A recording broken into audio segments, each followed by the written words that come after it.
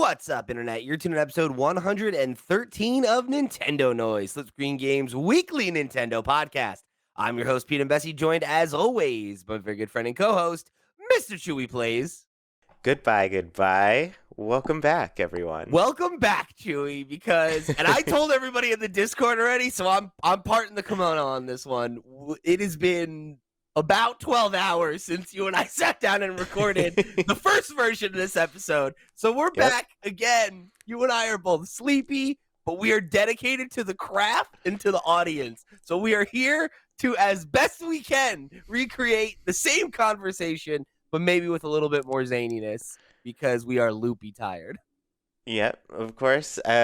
Totally messed up earlier. I've been out of the game for a little while, so... Look, technical issues abound. You know, you're trying to put the blame squarely on your shoulders. I think at least half of it has to do with OBS and computers being dumb. Computers. But guess what? We're here. We got a good episode ahead of us. We got two major things to talk about. Of course, Super Mario Bros. Wonder has just come out about a week and change ago. Chuy has played the game. He has completed the game, and I wanted to have him on to share some of his thoughts about it with you guys. We'll check in on some of my updated thoughts. Mm-hmm. But before For we all get you into PlayStation fans, it's platinumed. Did it all. Did it all. So you've got the screenshot then. Oh yeah, I've got everything. I think we should take that little like animation that they play when you get a platinum, you know, and there's like they make a little video that's like, look, you made it, and we'll just start splicing in Nintendo games. See how long it takes people to notice. Perfect. Before we get into any of that, we have another very interesting news story to jump into here, which is Nintendo has submitted patents for a new, seemingly DS-style console. Maybe it's a 3DS2, maybe it's a 4DS, maybe it's the Nintendo Dual Switch? The Dual Switch, you know, and it's just two switches stuck together. Yeah, it's just glued on. But that last one actually seems like it's the most accurate because if you look at this thing, it's a patent for a dual screen console that can be broken in half and become two separate handheld devices. And it, like, you look at the pictures of it, I'll pull it up for the YouTube kids in a minute. It looks a lot like a 3DS, right? Like in its overall shape, but it does have, I mean, aside from the fact that it can be split into two consoles that can be played by two different people, it also has a touchscreen on the outside of one of the screens. So theoretically, right, like you could use that as a touchscreen while you're using it as a controller, or when the device is closed, you could use the outside screen to continue to interact with it somehow. And the last kind of like interesting tidbit is that it is seemingly a handheld only device. So what do you make of this thing? I called it. Like way early into the Switch, I was just like, what is the most Nintendo thing that could happen? And it would be that they have the Switch out. It's a hybrid console, but they still decide to just put out a dedicated handheld that does, I don't know what it does different. They just put it out on the market. It's something they would do. Two screens that break in half and connect with magnets. What are you talking about? I feel like this has like 3 screens this time. That's true. And three dual screens is finally coming to fruition. Yeah, it almost is a bummer that they already used 3DS, you know, because this is actually the third. I don't know. Here's the question though. Because the 3DS, it was 3D on dual screens. This is the tri-screen. Do we call it the... I don't feel like the tri-screen or it doesn't sound as good as the dual screen, you know? It's the 3 dual switches, right? Like they just want you to have 3 switches on you at all times. So, okay. But yeah, no. Maybe. Yeah, this is just like, it's one of those ideas where I feel like we get to see kind of like this is the weird thing people were probably worried about for Nintendo's next console. You know, like what are they going to do after the Switch? Like the What's Switch the feels like insane it gimmick? nailed it. Yeah, and then they're going to go full force on just like the most gimmick heavy thing possible. You know, because that's the way Nintendo rolls. This But does yeah, feel like the most gimmick heavy thing possible, right? Like we got a comment in the Discord that cracked me up. It came from Wakahula, who said, "Imagine giving this to a child," which is so funny to me because I mean, on some level, you told a story in the original version of this episode where a friend of hmm yours had a child who brought a Game Boy Advance into the bathtub. So it's yeah, like, don't get me yeah. wrong, it happens. Like kids are going to be dangerous to any console on some level, but Wakahula, I think, hit like this thing has 3 screens. That is three, like a whole extra opportunity for this kid to break yet another screen that would make this thing completely unusable. Exactly. Yeah, instantly, as soon as you said that, I was just thinking about this story. I'm just like, kids are gonna do weird stuff with that don't make I stuck batteries into a VCR for no reason. I don't know why. I don't know what it was gonna do. I was just like, oh, there's a slot here. Batteries can fit. Why You not? probably need some batteries, right? I don't want it to run out of energy while I'm trying to watch my VHS tapes in here. Exactly. I got this. I need this thing to last for my seventh watch through of a Goofy movie. So Oh my better God, what better a put it Chewy. See, this is the thing. This is why I had to have you on this week, right? Because in. you, like me, are an intellectual, and Yeah. you're somebody who can match my energy and my wit and my knowledge base, and you just come out here with an intellectual opinion, like big upping the Goofy movie, and it's perfectly. It just absolutely encapsulates why I need you here for the Super Mario Wonder discussion later today because I had to talk to these casuals, Max and Steve, the last 2 weeks. It's nice to hmm have a man of taste on the show. I just wanted Yeah, to and just wanted to throw that out there. you needed somebody with objectively correct opinions. Yeah, absolutely. I mean, Like, there's a reason that when I started the show, you were the other host, right? It's hmm been a real tough time without you. So I'm glad I could bring you on for today because we got some big stuff to talk about. So here's the thing I want to before we move on from this 4DS monstrosity, we've got a couple more things I want to highlight here because I want you to take a look at the seventh picture hmm in their layout, and it seemingly is showing off the technology of like how these things would connect. Yeah, And yeah, it, yeah. it looks like it's like almost like a magnetic lock or something. And there's like a small like button or like release that you can like press or unhook, I guess. And the screens just like disconnect and then like slide apart, I guess. hmm It's so wild to think that they would have something like this with a magnet that close to the screen. And it's like, I mean, if anyone can figure it out, it's Nintendo, but it it seems like a very insane design choice. Yeah, this so all the descriptions on here outside of like the abstract or so, like it's all in Japanese. So I don't know any of the explanations behind any of this, but like I think this is probably why they're going for the patent here, just to have this like, because we know these things are detachable. We know they're going to be able to play two separate ways, or I don't know. They're going to be like separate, but doing the same or similar-ish things, you know? So I'm like, how does this communication happen between the screens? Because Yeah. usually there's like, the DS, the SP, the 3DS, they all have like ribbon cables going through between the screen and the like controller portion of the console, right? So this is like, oh, here's this completely new thing. We need it to share data in some way, and this seems like the big part of the patent to me. Yeah, there's a lot of questions that are not answered by the English abstract that we get for sure. Mm-mm. Because like that was one of the first questions that I had was like, how does this work with regard to like computing power? It's like Yeah. if I'm playing this thing by myself, I mean, first of all, I guess how often are you playing it by yourself? Like, is it intended as a full use solo console, or is it supposed to be a multiplayer thing? Who's to say? But I mean, you would think, yes, right? It comes in one piece. You should theoretically be able to use it like a regular device, then, break it apart like a Joy-Con and use it as two.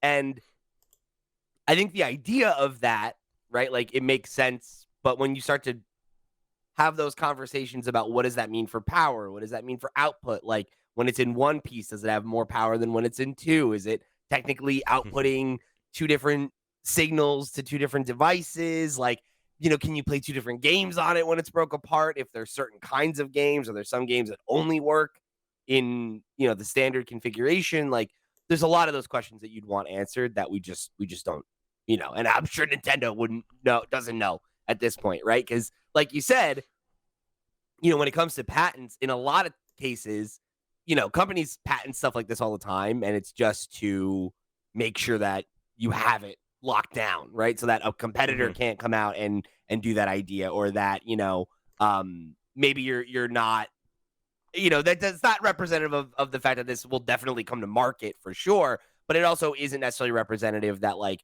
they've got all the kinks figured out. One of the things that I remember you called out yesterday is when you look at the image of it that looks like the DS clamshell, it just has one joystick on it Yeah, and yeah, like yeah. no buttons. So it's like I'm sure that's not how it would look, right? I'm sure it would have buttons. I'm sure it would have other Hmm. ways for you to interact with it and control it, but Yeah, it's like that early kind of Switch patent you had mentioned last time we recorded, where it's just like we had that weird oval where thing, like and it the had like the screen buttons was on the the controller. screen.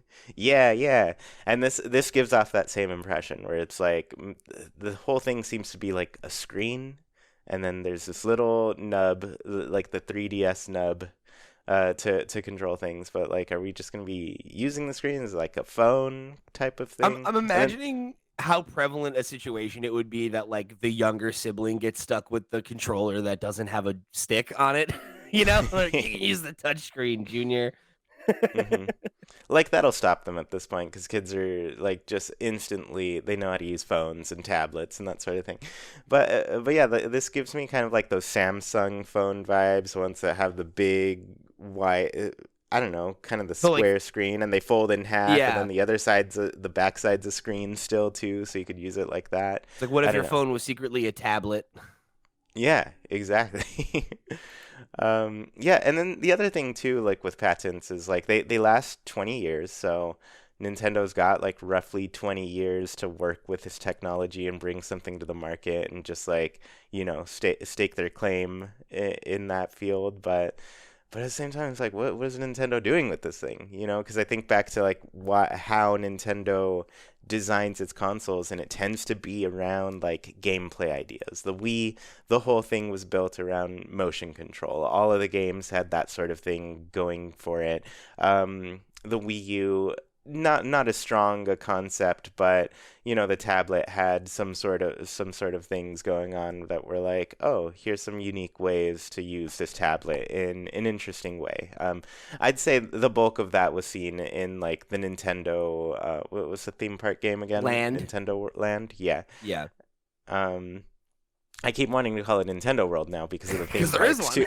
Because now there is a theme park. They should have But yeah, just called it Nintendo. Nintendo Land, right? Like, Yeah. there's already a game. Like, I would have brought that IP back. Like, Mm-hmm. that's just me. I Brought in like some making money, I guess. more Nintendo games instead of just Mario, but who Yeah, knows? Um, there's gonna be some in 2025. They've got a Pokemon parade in true, true. Japan. Give Hmm. them some time. Yeah, yeah. They got Donkey Kong on the way. Zelda's a matter of time you, too. yeah, right. Please, give me like a like event that I can pay too much money for, where I can go and pull a Master Sword out of a stone and then I get to keep it. Like that's what I need you to let me do. That's what I need. But That's perfection. you mentioned the Wii U, and it's kind of interesting to me because this idea does feel like vaguely reminiscent of the Wii U to me, where Mm, I think even at the time there was some conversation about like how the Wii U felt like it didn't really have a good vision, right? Where it's like whether you like the Wii, whether you don't, whether you're into motion controls or not, there was a clear vision for what the Wii was, and I think it was very easily communicated, right? That like Mm-hmm. this is how motion controls work. You'll play Wii Sports and you'll immediately like you'll get it, right? And it is something that could be communicated over commercials very easily. Whereas like the Wii U, there was this kind of sense of like, yeah, kids like tablets, right? Let's put a tablet on it, and like it felt Mm-hmm. like that, where it's like, okay, but what's the Wii Sports moment? Like, what is the gameplay innovation where you're going to prove to me why this gimmick makes sense? And lo and behold, right, that never really materialized. And I kind of like feel like this has that stink on it a little bit, where it's like this feels like an idea that somebody had, and they're like, wouldn't it be crazy if? And then it's like, yeah, okay. How do we make games fun for this thing though? It's like, oh, I don't know. Mm-hmm. We'll figure that Yeah, out in yeah. 20 years when we have to re-up the patent. Mm-hmm. And it's definitely in a space where it's like the Switch had that similar thing where it was like, oh, this clicks. Like as soon as people saw it, at least as soon as most people saw it, they're like, oh, you take it with you, you can put it on your TV. Easy. Like Yeah. that's the whole thing. That's the big thing. It plays like a normal console. But with this one, it's just like, what is it? Is it a 3DS? Is it a DS? Is it a phone? Is it what is it gonna do to my games when you like split these screens and stuff? Is it like taking this concept of you get two Joy-Con and you can play together? Is it like what are they gonna go for with that sort of thing? I always think also there's Super Mario Party. Don't get it confused with the good one, Mario Party Superstars. But Super Mario Party had that like one mode. It was like you needed two switches. You connected the screens. It was the battle tanks, and you could like slide across both Yeah. of them. So it I like totally told you forgot where about they were that. connected, you know. And I'm like, this seems like they're just playing with that concept to some extent. Like they're connected, but they're not. They're two separate things. I don't know. What if one It was just console like was two? yeah, what if one console could suddenly become two? So, So, but let me ask you this. Do you think this is an idea that has like any legs? Because I think we've identified the reasons that the like it being a two consoles in one thing is kind of hmm weird and it presents some challenges, but I think there's probably a time before the DS where people would have been like, a console with two screens? That's insane. So, fair enough. My question is this something that you think has any basis in reality? The idea of them having another dedicated handheld console that wouldn't be a hybrid like the Switch? And then also, do you think that maybe there's like a nostalgia play here, right? Where like this is a device that if it came out, even if they never put new games on it, it could be a device that existed to make it so that all of the DS and 3DS games that they've made over the years aren't, trapped in obscurity on dead hardware, right? That's increasingly hmm hard hmm to find and maintain. And like, we talked about it a little bit in our episode last night, where like the DS is only like about a few million units behind the PS2 for being the best selling console of all time. And we're like fast approaching, or we're already kind of in the early stages of the like early aughts nostalgia. And there are a lot of kids, or I say kids, right? Like young adults now, Gen Z kids that's what they grew up with. They were DS people, hmm right? And those are the games that they have Yeah. nostalgia for. Those are the games that they're going to want remakes of, in the same way that I popped for like a Link's Awakening remake, right? And And like, they're the fresh new group on the market with money now yeah, too. right? Like, So, exactly. And it's only a couple of years before they're putting all of their hard-earned money in chasing serotonin from when their brain could produce it organically. So, yeah. you know, I, it's a weird one, right? Because there's obviously the grain of salt of like these patents come all the time and nothing comes of them, but like this one got a ton of attention and you hmm can kind of see a need for it, even if it is a niche need. And like we talked Yeah, about it on yeah. the Steam Deck podcast maybe a week ago, I think, about how maybe it's Analog, maybe it's Ioneo. It's one of those companies. I'll try to look it up. But they're making a DS basically that everyone was like, what an amazing tool as a DS emulator. Like this will become the new de facto way to play these games. And it's like, you got to imagine Nintendo is thinking about the fact that we're only a couple years away from their most successful device ever having its nostalgia wave, right? Like, hmm is this a thing you think you see them committing to on any level? Okay, so let's start with the first part. Does it have legs? Is this something I think Nintendo has a way of doing things and making them fun. They make it work for them. But I think this console, this idea right now feels like one of those that isn't going to get picked up by other developers. This is going to be like a strictly Nintendo's making the games for this thing, at least the games that utilize it the way they want it to be utilized, you know? Yeah. So this to me feels like a developer nightmare, you know? There will be people who want to try it because, developers are also like, they're looking for a challenge. They're looking for something new at times, but for the most part, not everybody's willing to spend a hefty amount of time and money developing something for that will possibly not have any traction in the market, you That know? was a real benefit of the Switch, right? Was like you hmm didn't have to have these like specialized development teams or like make games that can only play on this proprietary hardware with a weird setup, you know? Yeah, yeah. The main thing we know about the Wii U is that like it was a development nightmare. Yeah. Nobody wanted to make anything for it, and then bottom line, nobody bought it. So Well, there was no reason, no incentive to make something there. and with the DS and the 3DS, I mean, with more so with the DS, I would say, right? Like there was that massive user base. So like hmm maybe you were, Second best-selling console of all time, yeah. So maybe you were just making a behind the specialized PS2. release, but like you had confidence that there was going to be a market for it, and for something like this, it would have to come out and prove itself. I think before there was any adoption by third parties. But again, it's like I think part of the appeal of the DS development or 3DS development was that it was also cheaper. And like hmm this theoretically wouldn't be, or at least not that same level of Yeah, yeah. cheaper, right? hmm I And, said I and did now send that you we the have HD handheld gaming, like that's already gonna up it yeah, a lot. exactly. hmm Like we're already there. hmm I did send you the link in our chat. Oh yeah, yeah, If yeah. you want Let to me take a see. look at it was Ioneo was the company that was working on it. I couldn't remember. And it's called the Ioneo Flip DS.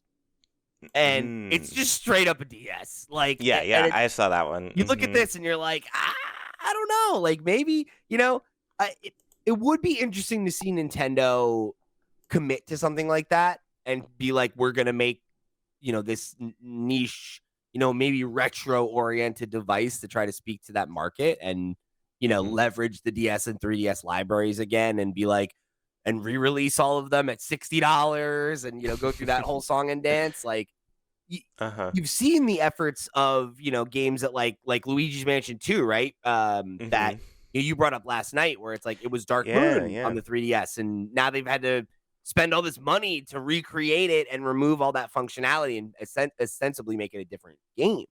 hmm Yeah, that's the next thing. So you're totally spot on. I think a lot of the nostalgia for this console is going to be coming back very soon. We're deep in the 90s nostalgia right now. The God bless it. 2000s are right around the corner. And on top of that, I said it earlier, there's a bunch of people who are going to be entering the consumer market with some fresh bills to spend. And so yeah, they're going to want to hit that up. But also, I think even beyond that, I think as out of left field Nintendo often seems, they do kind of reiterate on a lot of their ideas. True. They bring them back. Like the Wii U, yeah, it was a commercial failure and everything, but like that thing had the best eShop around. Like the things that were available on the Wii U eShop were incredible, and that's honestly where a lot of like DS games have lived up until this point.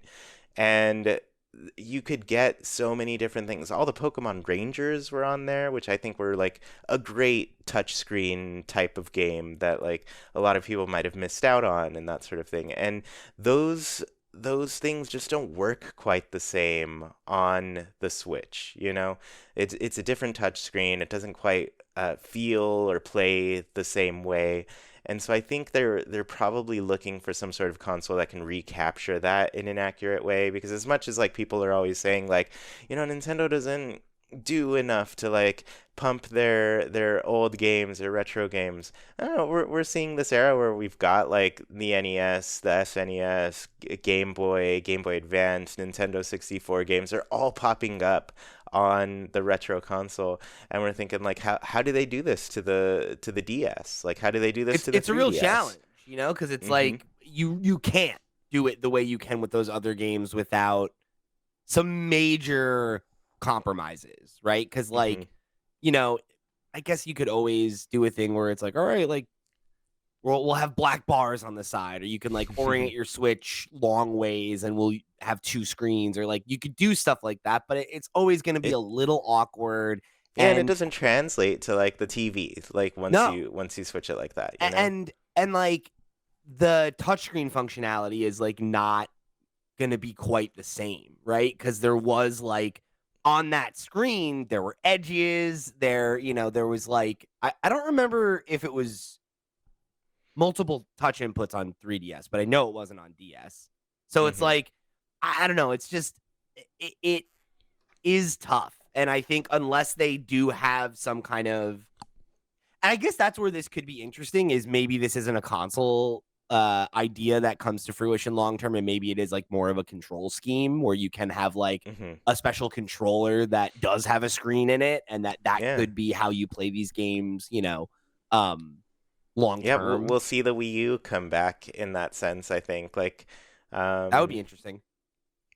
yeah, I think Nintendo likes to play with their concepts. They like to like come up with a better way to use them. So even though, this patent may not come through as like this concept illustrated here, probably some of the ideas will. Like some of the technology they're doing here might like already like whatever this like connection between the two separate devices is where they connect via magnet. I'm just like that already seems like that's just a more convenient way to plug my Switch into the TV. God, I Like right now the dock. would love if Joy-Cons worked that way, right? Like that'd be Yeah. nice.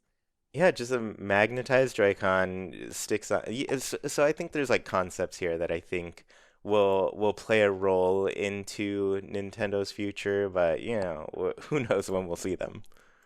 Yeah, and I think that's probably a good note to end it on. Like, you made a comment yesterday about how like the Wii U walked so that the Switch could run, right? Like you see that a lot where some of these ideas, even if they don't come to pass, or even if they do and they're not all there, you see them iterated on, and you see them come back in ways that do make sense and do work, and kind of realize that vision in a way that makes sense. So who's to say, right? Maybe sometime in the Switch 2's life cycle, we'll get some kind of attachment where you can just snap on a second screen. Yeah, yeah, who knows? Maybe, we'll get Luigi's Mansion 2 Deluxe. The dual Switch is coming, so make sure you're ready for it, everybody. So we'll see what happens on this front, right? It's not one that I'd take to the bank, but we got 20 years to figure it out. So, if you want to come back to me, clip this right now, come back to me in 2043. And if it's already come out, you can call me a fool. If not, Chuy and I win again. So we're going to talk about some more Super Mario Wonder in just a second here. But let me remind you that this episode of Nintendo Noise is brought to you by our Patreon producers for the month of October. For the last time, they are Arnold J. Rimmer, Christopher Valenz, Earth Visitor, Gabriel Hasselmeyer, a.k.a. Azobi, Pilkey, Snackago, Ty the Dude, and Wakahula. Thank you all so much for your support over on patreon.com/flipscreengames. You all the realest of the real, and we greatly appreciate your support of this and all of our sister shows. Remember, if you want to go above and beyond and show your support like they did, if you want to write in to the question block just like everybody did for the back half of the show, if you want to go check out some of our sister shows, join the Discord and keep the conversation rolling between episodes, or do a bunch of other cool stuff, guess what? You can do all that and much more by heading to flipscreen.games. That's our website where you will find links to all the places you can find us all over the web, all the ways you can show your support and get involved in the community. However you choose to be a part of Flip Screen Games, we thank you for tuning in to another episode of Nintendo Noise. All right, we're back, Chewy. Super Mario Wonder. Let's gab about it, because I love the game so far. I've got some critiques that I'm excited to chat with you about. But for you platinumed it, you 100%ed it. You were telling me last night you're going to get into speed running. So I think it's safe to say you like the game. But why don't you give your elevator pitch thoughts for the folks? How you liking it so far? Has it met your expectations? Exceeded them? Is it a game of the Mm-hmm. year contender for you? Like, what is the vibe on Mario Wonder? Yeah, so I think to start, I think where I was with like a new 2D Mario coming out was that like I felt like we needed something fresh. We needed something new from Mario. We needed something that like updated it in ways that like I feel that genre in general has been updating. Like I'd say the last 2D side scroller I really spent a lot of time on was Celeste, which was several years ago now, pretty early Switch era game. But like that game is just so tight. The mechanics were like so well realized. It really knew how to challenge players. And on top of that, like you just died and then instantly we're just back at the beginning of the screen. Like there was no downtime with that game. It was just go, go, go. It's And I crazy feel like how not punishing that game is for how absolutely difficult it is. Like yeah. it kicks your teeth in, but it never makes you feel like a loser. Like it's like, yeah, go again, go again. Like you got it. Mm-hmm.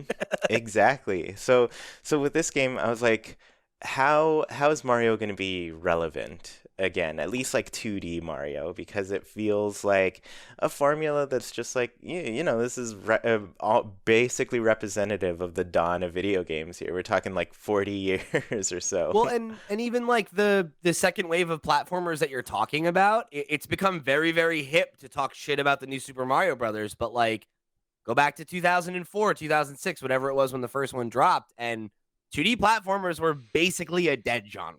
And it was Mm-hmm. New Super Mario Brothers that brought it back. So, like, as much as the OG couple games, like you said, are representative of like the dawn of gaming, I feel like the New Super Mario Brothers were the thing that kicked off the renaissance of 2D platformers, and then it felt like it kind of got left behind, you know? Yeah, because it stayed there. It stayed Yeah, New it didn't Super Mario innovate. Brothers. Yeah, New Super Mario Uh-huh. Brothers is 4 games, and it's like the first one looks like the fourth one, you know?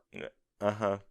Yeah, so yeah, I was just like, I'm ready to see something fresh with Mario. And I mean, they threw every idea they had into this game and they just like let you try so many things between like the Wonder Seeds, the badges, and just like new levels, new enemies, a lot of stuff that really reworked how you platformed in a Mario game. And I think those parts are really cool. They're super. I mean, I had fun with it. I had fun going through every level and obviously 100%ing it because I was like, oh, I mean, I'm already there, 3 worlds in. Might as well just keep going with this. That's how I've been So, playing too. It's like I'm enjoying spending the time to find the secrets and um, flip all the stones over and see what the game has to show me. That's yeah. been one of the So, most fun innovations. I think is like I was a little iffy about like removing the time pressure, and like what that would hmm mean for the game. And I think the fact that they've doubled down on secrets and exploration and being like, yeah, there's no time limit because we want you to take your time and look around is hmm cool. Like that is a cool innovation. Yeah, yeah, and that kind of leads me into like kind of where I'm sitting with the game. I think this was definitely a Mario game that was like, let's try a lot of different things. Let's see how many ideas we can really like work with and create into something that's like captivating. And at the same time, I think because they took that direction, there's some ideas that you're like, man, I wish I could have seen this a lot more. I wish I could have seen this in some different challenges because there's really a lot that they could have worked with. And typically Nintendo is like they focus gameplay first when they design anything or when they're making a game. And they'll just like come up with like one sort of like gameplay mechanic and then they just use that throughout and they build upon it. And this game, it feels different because it doesn't necessarily do that. It just kind of like takes you into the next thing and you're like, all right, now try this. Like it was a lot of surprises. And I think in some cases they were great. They worked really well, and in others I get through a level and I'm like, was this a platformer even? Like what was this like Mario jump avoid death type of things that I'm used to in a Mario game, So yeah, I think a lot of great ideas, a lot of fun things that came of it, but then also like some of them I wish they explored so much more. So that is a great transition into a question we got from Andrew Valentine over on the Discord. That is something I touched on last week, but Steve being a more like casual 2D platformer fan and like a more casual Mario fan, he didn't really have a reaction to what I'm about to throw at you, and I think Hmm. you will. Um, so like I was mentioning to Steve last week. He came in and was like, "Oh, I was so convinced you were going to come in here and be like, this is the best 2D Mario ever, right?" And I think it's important to say again, I really like this game. I think it's very, very good. I'm enjoying it a lot. It's going to be on my short list for Game of the Year, I'm sure. Um, and also, I think I agree with you about, I guess I said last week that it has like almost like a carnival kind of Mm. vibe to it, Hmm. where it's just Yeah. the next thing, right? And it ends up feeling like sometimes the gimmick of the game or the innovation of the game is gimmicks. Hmm. And so let me read this question. This one comes from Andrew Valentine over on the Discord. You said, thinking about the legacy of this game, how do you think it holds up as a platformer? How does it hold up if you take out the wonder effects? And I I think that is ultimately my like largest criticism of the game stems from that, because I broadly like the wonder seeds. I think that there are a lot of them that are really cool. Some of the perspective shifting stuff, some of the stuff that is just like a good joke or like a good moment. There are a lot that work, but I think when every level feels pressured to like create its own kind of like jump up superstar moment, it makes all Hmm. of them feel less special, and it makes the ones that are like half baked stick out worse. And I think it's Hmm. on top of the fact that every level already kind of feels like a gimmick, right? And it's like what is the gimmick on this level, right? And it's this is the one where you know this is the one where you're on the platforms that count down, right? Or like Hmm. this is the one where you know there's the bouncing hippos, or this is the one where you know you have to run alongside that little gopher guy that like throws the seeds at you. And Hmm. when every level just ends up feeling like what's the next gimmick, and then on top of that you have what's the wonder seed gimmick, you end up having a lot of good ideas, but some are definitely much better than others, and you end up being like disappointed that you're not exploring the better ideas more, and that it is so motivated by just kind of what is the next thing that we're gonna throw at you, or what's the next thing that we're gonna shove in your face. And you know I I'm wondering see what I did there.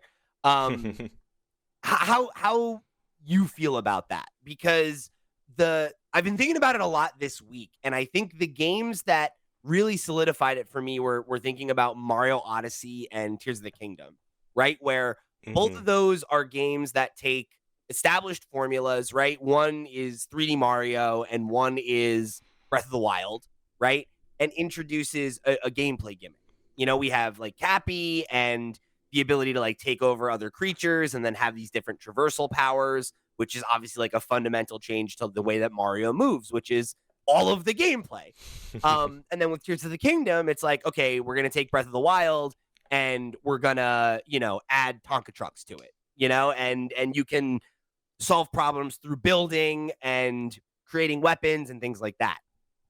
And what I like about gimmicks like that are what you touched on, where they are fundamental system level gimmicks that like fundamentally change the way that you interact with the environment, the way that you Yeah. solve problems, the way that you think about how you can traverse the map, or whatever, right? It's like I see a moon up there. I'm going to take over a creature that has a high jump or that can fly, or I'm in Zelda and I need to get to the top of a mountain, and instead of climbing, I'm going to build a rocket. Like that is the type of like core fundamental shift that I think Nintendo does so well, where it's like, how do you breathe life into a new formula? You add something meaningful to it. And you can see that in games like Mario 2, where rather than jumping on an enemy and crushing them, like you have to pick them up and throw them. And like that Hmm. fundamentally changes the way you interact with enemies or the world in general. You have the secrets to discover that you see in that or in 4, right? Or like the way that the map connects in world. And those are things that like change the way that you think about the environment, because you're looking for secrets or you're looking for things that are gonna take you to a path you haven't seen before. And those are the types of changes that end up giving the game a real sense of identity. And it's the reason that Mario 1, 2, and 3 and World all feel like totally different games and not a series of 4 sequels like New Hmm. Super Mario Brothers. Yeah. So with this game, I feel like because the Wonder Seeds are its core identity, it ends up feeling like a really fun grab bag of ideas, but not maybe the fundamental step forward that I think, fans like you and I were maybe looking for 2D Mario, right? Aesthetically, Hmm. artistically, musically, there's a ton of innovation and a ton of risks. And those things I think all pay off really well. And I think that's part of why people are responding to it so well. But I think, that core question that Andrew has here of like, how does it hold up as a platformer? I think that's tougher to answer without caveat. Hmm. What do you think about that?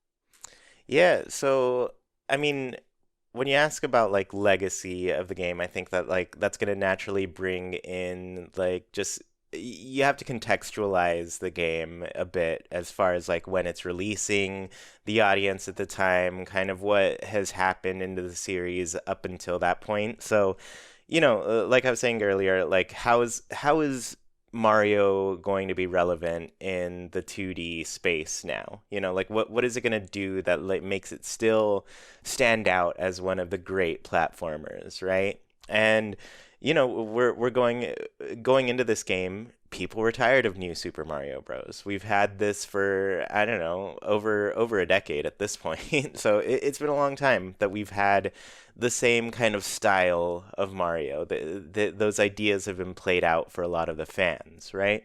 And going into this, I'm like, okay, so we're seeing new concepts here. We're seeing the badges, we're seeing the Wonder Seeds, and all of these have the ability to like fundamentally change how we look at a Mario level, how we explore it. And I do think to an extent they this did change it. Like a lot of the action badges with the different powers and stuff, those really changed how I looked at a level and how I traversed a level. Things like the even the basic one, the parachute cap, which I think is like the first one you unlock and kind of use. I use that through most of the thing because it felt like a little bit like the cappy change to 3D Mario, where you threw the cap, you could jump on it, and this one it was like you jumped up, but then you just got like a little bit of an extra jump with the cap. It wasn't a full jump more, but it was enough to be like, oh, this makes it different. This lets me reach places that I couldn't before with my own thing. And so instead of like characters having their own personalized attributes and how they controlled and moved and everything, everybody moved the same, but like what changed the gameplay was the cap or the badge rather that you equipped into the level. So I think there were like cool ways to play with that and everything. But as far as like how it holds up as a platformer, I think you're right. There's some caveats because I think there's several levels that I went through and I just kind of like I naturally went through it. I didn't really look for the Wonder Seed. Maybe I didn't reach it at the end, and then I reached the end of the level. And I'm like, that was it. This barely felt like a platforming game in this sense. So I think they really went into like the exploration aspect to these games to really pull out kind of the more fun, right? Which is a different way to look at Mario fundamentally because like up until now it's always been about the running and the jumping. You know, that was it. You jump over gaps and avoid getting defeated by enemies, right? So I think as far as like the question of like how does this hold up if you take out the wonder effects, for the vast majority of the game, I don't think it does. Like I think the wonder effects, like the levels were built around it. But I think you reach the special world in this game and you really start to see like how this game could have shaped out had it been more focused around the platforming. Had it been, I think there was one special world where I was like that one I didn't care for. But the rest of them I was They're just like really tough, these and it's these are so awesome. hard. It's These are so cool incredible. how Yeah, dynamic and difficult and challenging they are. yeah, and they really build up on some of the concepts we're introduced to earlier, and that was just like, oh, okay, this is what you are able to make if you were to really take these concepts and make them a huge challenge. The final special level, which they call it that, the final challenge, I think. Because you do a final challenge and then another one unlocks and you're like, oh, this is the final. There's no Wonder Seed gimmick in that last one. It is strictly like platforming and you know, it builds on some of the stuff that you've done without the Wonder Seeds and you're just like, wow. I kept playing through it and I was just like, I would play 100 levels that were like this. Like they were just so strong as concepts as a platformer, you know. So like that's where it gets complicated. Like, how do you think this holds up as a platformer? I think there are ideas in here that I'm like, yes, this is a really cool way to iterate on Mario platforming. I think there's some actual, like, really strong concepts here that you can build on and make a full game out of.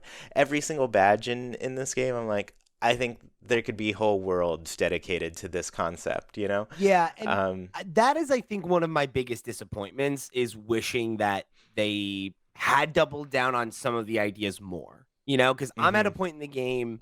I'm about halfway through. Like I'm, because there's what 7 worlds overall. I'm like mhm. probably a little more than halfway through. I'm almost done with World 4. I think it's 8 total if you include the special world. Okay, so again, I'm like about halfway in, and I'm getting to a point where I've seen some ideas recycled like once or twice, but like not as much as I'd like, you know? And Mhm, when you have some ideas that work so well and then others that are like fine to mid, you get that sense of like, man, it would be so cool to double down on the ideas that work and have maybe 25% less ideas for the game overall and then mhm.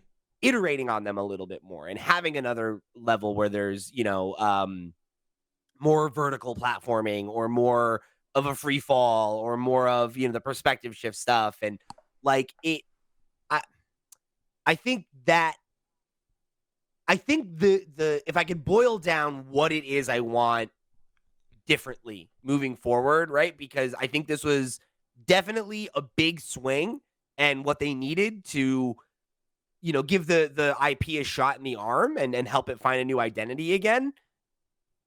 I also want to see them focus a little more on the next one. And I would love Mhm. to see, again, that kind of core shift in gameplay or in level design or something like that, rather Yeah, than yeah. trying to just give us so much new that Mhm. everything feels a little muddy. Yeah. And I do think, you know, this also calls back to contextualizing the game too, because we're sitting here this is probably the last full year of the Switch, right? Sure. We're probably going to get a new console at some point next year. If not next year, it might be like early the following year, you know? Like I people are expecting it. And so I think to some extent, like this really, they wanted to go for kind of like let's just make some really great hits with this game. Like let's try a bunch of different things. It's the end of the console life, you know. Let's give the people a reason to buy a Switch this holiday because you know there's not going to be much of a reason pretty soon. You know, there's going to be a new shiny toy out there that people are going to gravitate to naturally. So I think with this game they felt willing to like play with this because this feels like very different from Nintendo. Like we're so used to seeing them take a concept and iterate, reiterate, just keep working that into the game and building upon it, you know. So this one Definitely. felt like let's try a lot of things, let's see what people connect with, let's maybe, you know, set ourselves up for the next game, what our next 2D concept is going to be. Do you And think we're gonna get a you know, Wonder 2? you know, I don't know if we'll get a Wonder 2, but I think we'll get something that like applies a lot of these types of things. Because I'm also thinking like, you know, Bowser's Fury. We haven't seen a 3D Mario. We're likely gonna see one. I would expect at launch with the next console. Like, there's got to be Probably. something big that comes out. And we got the big Zelda that took 5 years to make already at the end of this one. So We got two what of are they them. gonna We launch got with? two big 5-year Zeldas in a row. Yeah, two big 5 year Zeldas. So I'm like, they don't have time to make a Zelda. I think a 3D Mario is probably going to launch with this next one. It's And so I'm overdue like, too, right? I mean, Odyssey was oh, for sure. 2017 at this point. It's been a minute. Yeah, it's time for another one.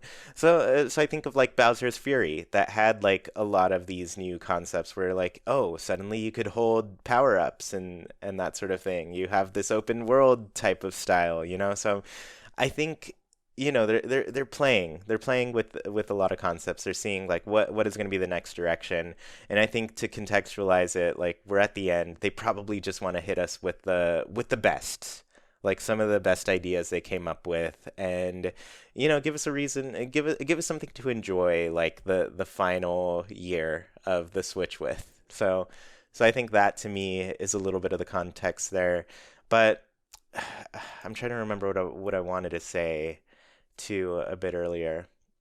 Um, no, I don't know. It kind of left me. Think about it. We got a But couple questions I want to answer real yeah. quick before we wrap up.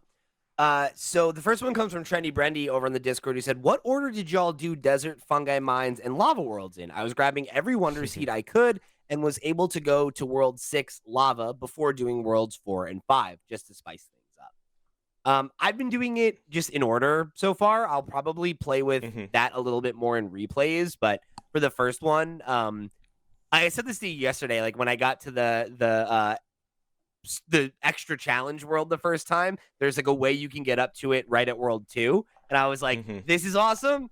I'm gonna come back," because I just the chops weren't there yet. So that's kind of Hmm. how I've been Hmm. doing it. Is like I don't want to go to World 6 and then have World 4 and 5 feel like they're too easy, you know. So I'm kind of Yeah. just enjoying the ride for right now. How about you? Hmm.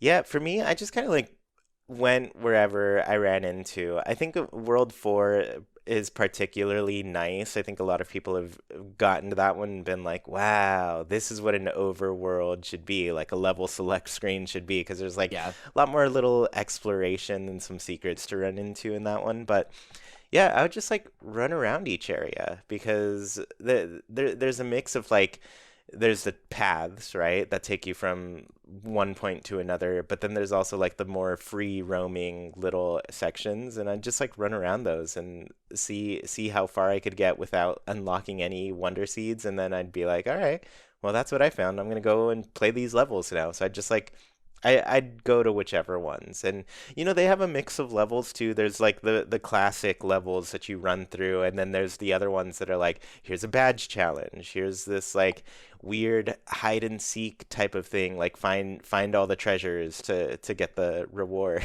you know? So I don't know, there's a lot of stuff that mixed it up. It didn't ever feel like I was doing the same thing. And you know, as much as we have kind of said like there's a little bit of a detriment to that, I think there's also like, oh, this game is fresh constantly. Like you're yeah. constantly being drawn in by some new idea that can take you. So for me, it was just like I ran into something, I'd play it, and then I'd go to the next one. So yeah, I don't know if it was necessarily in order, but I did spend, obviously I was pretty thorough with everything. I wanted to find all the things and buy all the standees. You and those That standees, you love a gotcha game.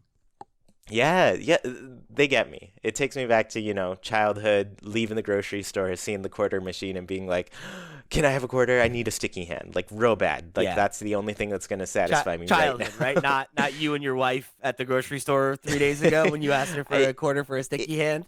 it would be if they had them. Like I'm always looking around You gotta go to a for crappier quarter grocery machines. store. The crappier the That's true. grocery store, the more likely they are to still have one. Has been what I've figured out. The worst grocery store Hmm. in my area definitely still has one. Quarter machines. That's where they make the money, you know? There's a Um, bodega around the corner from me that has one too, and they've got like Marvel stickers and sticky hands and all kinds of good stuff. For sure. So yeah, like the standees, you spend flower coins on them. You could get a random one for 10, or in the special world, there's a shop where you can get a brand new one for 30, and it'll be for like a specific character. So as soon as I saw like 999 was the max flower coins, I was like, oh, I better start spending these. Just gotta get all the standees. There's 144 of these puppies, so um yeah, that was a really fun thing that kept me going for sure. But yeah, I mean, outside of that, every concept was fresh.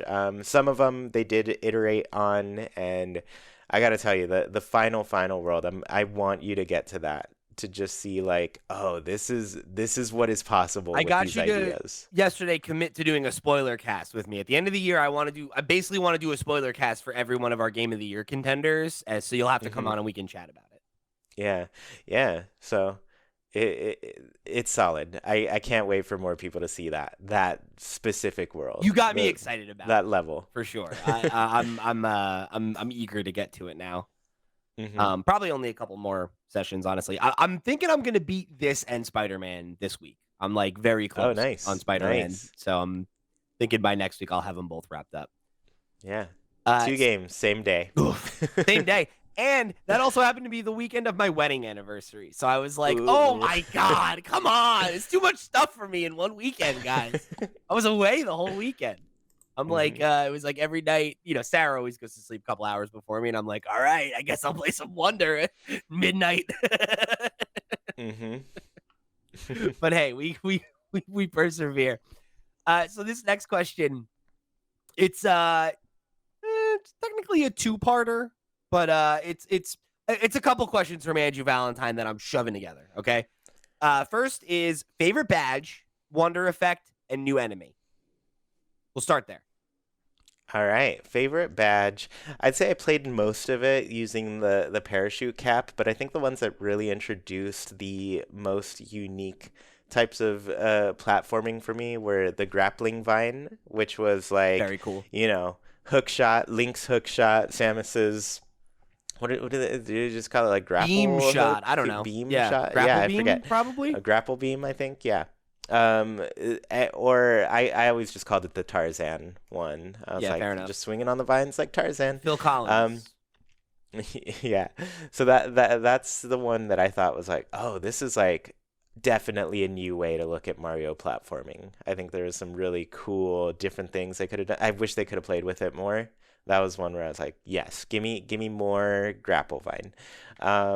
The other one that I really connected to was the Jet Run badge. I think that one popped up in some fun badge challenges, and I think that this one, it took me a bit to wrap my mind around it as a platforming mechanic because, you know, after 30 some years of playing some Mario games or whatever, like I know I have to jump before I reach the end of the platform or I'm gonna fall off. But Totally. with this one specifically, it's like you run and you're running so fast that you've got a little bit more time before you can hit that jump button. So you could do like a midair jump, and they did some really cool things with that where it was like, oh, I kept missing jumps just because I was used to my old ways, and then this was like, oh, now I got this fresh brain on me. I know how to approach these levels in a different way. It's cool. Those have been my favorites. Is the stuff like that? Like those are both great call outs. And I think for me, the vertical, like the wall jump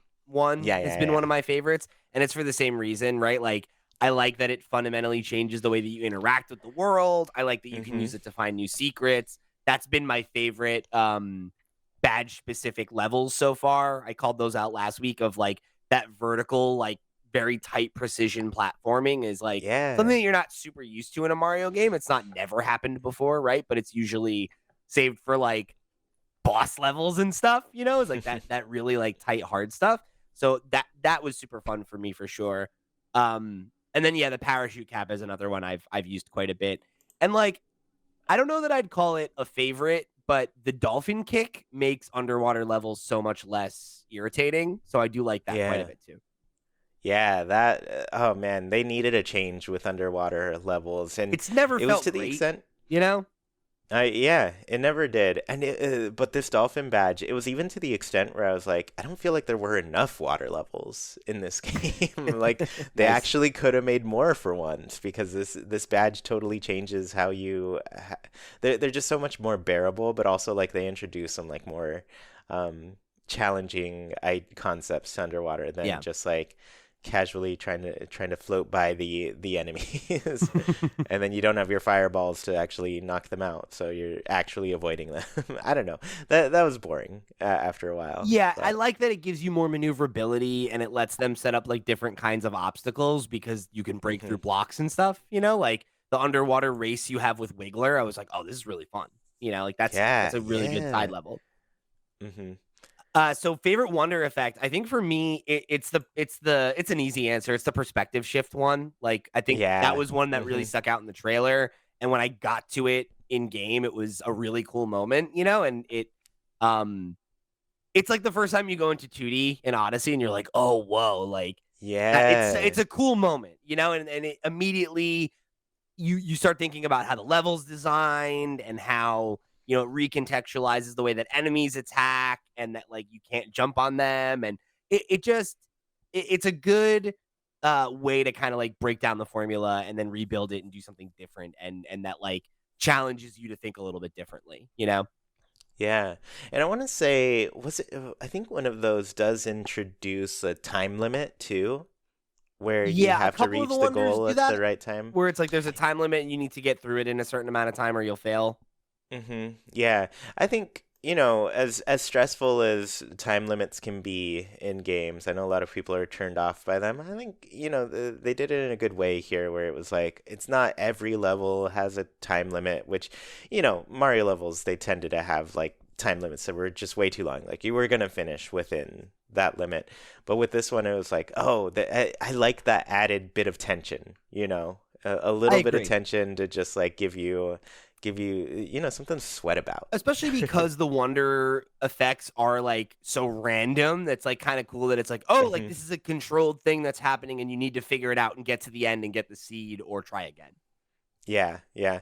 I think there's a few musical wonder seeds that I think are The fun. I think a lot of people will enjoy them. the They're just so piranha plant one random and is just so like, good. That was yeah. one of my favorites right off the bat. I was like, oh, this game is delightful. That's like Yeah, the, you see the, it the early first word I on. use to describe it every time is delightful. Uh-huh. And you see that concept a couple more times later on, so there's some fun ones. And then the other one I like the ones that really introduce a lot of chaos. So the one like the hippos or the whatever gets blown up into big balloons and they just start like Yeah. bouncing you all over the Or there's like place. the Those are bubble really one that's fun. like that too, where you're having Yeah, to yeah. bounce off the bubbles as you go. Like those ones hmm are a lot of fun just because they're like chaotic and they're Yeah. not tough, but they're There's just enough fun. randomness in your jumps and how you're getting flung around that you're like, oh, I gotta actually like pay attention to where I'm gonna land here. Yeah, yeah. It's like So, it forces you to pay just enough attention to like get involved and engaged and enjoy it, and like hmm be in the moment, which I think is cool. yeah. For new enemies, I had a couple. The Skedaddler is one that I really like. He's like the little like squirrel with the Yoshi Yeah, butt, yeah. and he like It's throws so nuts at cute. you. The hmm roller Koopas I like a lot. They have like pink shells and roller skates for the Koopa Troopas. Mm. They're super hmm cute. hmm I would buy that amiibo yesterday. Like, also give me a Super Mario Wonder amiibo. What's going on, Nintendo? I And know. then the Mama was another one I liked, which is like the little like salamander guy, and like they eat Yeah. all the stuff that like is on the level. Mm-hmm. I don't know. I didn't look any of the names up to any of them, but there's one that's like a little grapple vine monster in World 5, and it does a I haven't couple seen that yet. things. Like it's hanging from the ceiling, it has a vine like hanging down, and then it also drops like spike balls out of its head. Like that's the whole thing. So there's a couple things that happen when you interact with them. You got to jump on their vine. You got to avoid them dropping the spike ball on you. But when you jump on them, you kind of yank them off the ceiling. But it also like lets you swing, very much like Tarzan-y once again.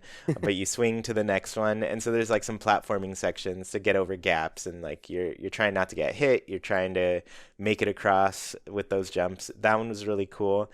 Um, but then this also reminded me there are some Wonder Seed effects that have you transform into some enemies, and those Ooh, sections that's are awesome. very nice. I haven't done that yet. There's one in particular that I was like, this is great. It's one of my favorite Mario enemies of all time. Um, that everybody recognizes them. I won't spoil it, but you transform into one, and that level is just fun. It's just a fun way to like platform through a level, or maybe like the negative platforming that you do gives it that extra challenge. It's really cool. I love it. But yeah, lots of I love how they just like designed a bunch of new enemies. They really went all out with like bringing some new baddies and villains to take on. So yeah, that was a good point of creativity for the team. I love it. All right, well, we're gonna wrap it up there for the day. Chewy, thank you for joining me, not once but twice, to Again, talk about Super yes. Mario Wonder. We're of course gonna have you back a lot in the next couple weeks. We got WarioWare, we got Super Mario RPG. It is a Nintendo season, and I am gonna make sure that you're here to talk about these games. hmm it was great. I mean, it was so wonderful. We got to do it twice for sure. The So, show's so nice, we recorded it twice. All right. So, everybody, make sure you show Chewy some love. Thank him for coming and hanging out with us, and make sure that we convince him to come back for the next couple weeks, because we got plenty of Nintendo talk to have these next couple weeks. And if I'm gonna stay sane, I need somebody who I can talk to. Like yeah, with Sierra's out actual being a good rock opinions. star. These British guys, they're fine, I guess, but it, I need my boy Chewy. All right, if we're gonna make it through these next couple of weeks, that's what I need. So make sure you go and head over to flipscreen.games. That's the website where you can find all the ways that you can get involved. You can show your support on Patreon. You can join the Discord and keep the conversation rolling between episodes. You can write into the question block just like everybody did this week. Thank you so much for all the Mario questions that we got from everybody over on the Discord. However you choose to get involved or show your support, we thank you for tuning in to another episode of Nintendo Noise. And for the crew, I've been Pete. He's been Chewy. We'll see you next week.